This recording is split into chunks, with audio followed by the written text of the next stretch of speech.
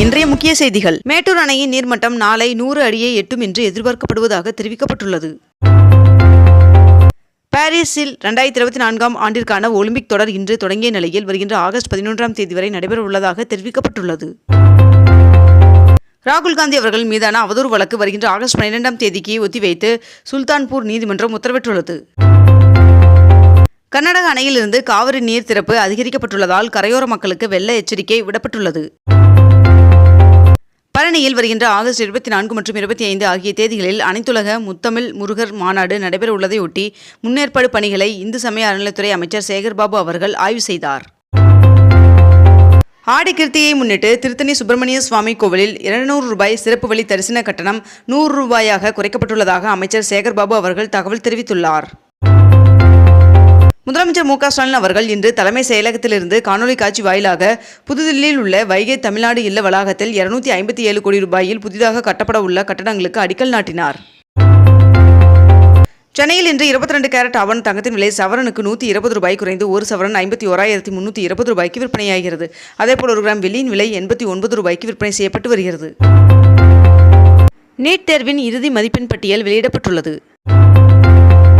தமிழக நீர்வளத்துறை அமைச்சர் துரைமுருகன் அவர்கள் மத்திய நீர்வளத்துறை அமைச்சரை சந்தித்து காவிரி நீர் விவகாரம், முல்லை பெரியார் விவகாரம் தொடர்பாக ஆலோசனை நடத்தினார் என்று தெரிவிக்கப்பட்டுள்ளது. இந்து சமய அறநிலைத்துறை சார்பில் 35 கோடியில் 14 புதிய திட்டப் பணிகளுக்கு அடிக்கல் நாட்டிய முதலமைச்சர் மு க ஸ்டாலின் அவர்கள் 20 கோடியிலான முடிவற்ற பணிகளை திறந்து வைத்துள்ளார். தமிழ்நாட்டில் 90% ரேஷன் கடைகளில் கருவிழி பதிவு திட்டம் நடைமுறைக்கு வந்துள்ளதாக உணவுப் பொருள் வழங்கல் துறை அதிகாரிகள் தகவல் தெரிவித்துள்ளனர். மத்திய பட்ஜெட்டில் தமிழகத்திற்காக நிதி அறிவிப்பு எதுவும் இல்லாததை கண்டித்து வருகின்ற ஜூலை 27ஆம் தேதி தமிழகம் முழுவதும் போராட்டம் நடைபெறும் என்று திமுக தலைமை அறிவிப்பு வெளியிட்டுள்ளது. தமிழ் புதல்வன் திட்டத்தை செயல்படுத்த 401 கோடி ரூபாய் நிதி ஒதுக்கீடு செய்து தமிழ்நாடு அரசாணை வெளியிட்டுள்ளது. நெல்லை, கோவை மாநகராட்சி மேயர்களை தேர்வு செய்ய மாவட்ட ஆட்சியர்களுக்கு தமிழ்நாடு மாநில தேர்தல் ஆணையம் உத்தரவிட்டுள்ளது. அரசு பேருந்துகளில் பெண்கள் கட்டணமில்லா விடியல் பயணத்தில் இதுவரை 450 கோடி முறை பெண்கள் பயணம் செய்துள்ளதாக தமிழ்நாடு அரசு தகவல் தெரிவித்துள்ளது. கடந்த 2013ஆம் ஆண்டு ஆசிரியர் தகுதி தேர்வில் தேர்ச்சி பெற்ற அனைவரையும் எந்தவித நிபந்தனையுமின்றி விரைந்து பணியமர்த்த வேண்டும் என்று நாம் தமிழர் கட்சியின் ஒருங்கிணைப்பாளர் சீமான் அவர்கள் வலியுறுத்தியுள்ளார். கிருஷ்ணகிரியில் பேட்டரி மூலப்பொருட்கள் உற்பத்தி செய்யும் லுகும் நிறுவனம் 2000 கோடியில் முதலீடு செய்ய உள்ளதாக தகவல் வெளியாகியுள்ளது. சென்னை துறைமுகம் மற்றும் மதுரவாயில் இடையிலான பறக்கும் சாலை திட்டம் வருகின்ற ஜூன் 2026இல் நிறைவடையும் என்று ஒன்றிய சாலை போக்குவரத்துறை அமைச்சர் நிதின் கட்கரி அவர்கள் தெரிவித்துள்ளார். நாகையில் தனியார் துறை வேலைவாய்ப்பு முகாம் இன்று நடைபெற உள்ளதாக அம்மாவட்ட ஆட்சியர் தகவல் தெரிவித்துள்ளார்.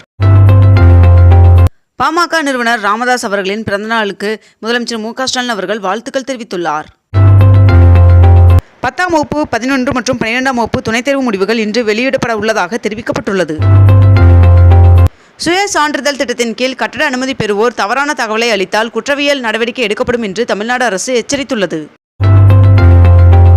அமைச்சர்கள் சக்கரபாணி மற்றும் சேகர்பாபு ஆகியோர் தலைமையில் அனைத்துலக முத்தமிழ் முருகன் மாநாடு தொடர்பாக அனைத்து துறை அரசு அலுவலர்களின் ஒருங்கிணைப்பு கூட்டம் நடைபெற்றது. முன்னாள் அமைச்சர் செந்தில் பாலாஜி அவர்களின் வழக்கின் விசாரணை வருகின்ற ஆகஸ்ட் 5ஆம் தேதிக்கு உச்சநீதிமன்றம் ஒத்திவைத்துள்ளது. வருகின்ற ஆகஸ்ட் 27ஆம் தேதி மீண்டும் போக்குவரத்து கழக தொழிலாளர்களின் பேச்சுவார்த்தை நடத்த உள்ளதாக தொழிற்சங்கத்தினர் அறிவித்துள்ளனர். இத்துடன் இன்றைய தலைப்புச் செய்திகள் நிறைவடைகின்றன. மேலும் இதுபோன்ற அண்மை தகவல்களை உடனுக்குடன் தெரிந்து கொள்ள அக்னிபூ சேனலை சப்ஸ்கிரைப் செய்து கொண்டு தொடர்ந்து இணைந்திருங்கள். நன்றி, வணக்கம்.